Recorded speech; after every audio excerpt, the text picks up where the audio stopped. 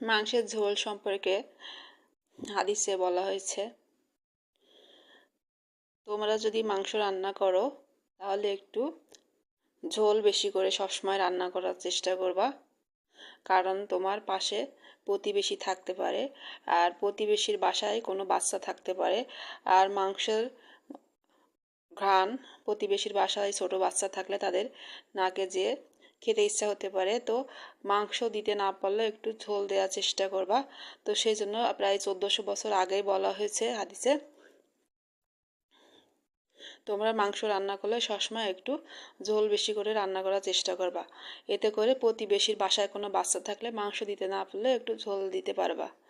তো আমার ভিডিওটি ভালো লাগলে লাইক কমেন্ট শেয়ার করবেন, আমার ইউটিউব চ্যানেলটি সাবস্ক্রাইব করবেন, আমার ফেসবুক পেজটিতে একটা লাইক দিবেন। তো আমার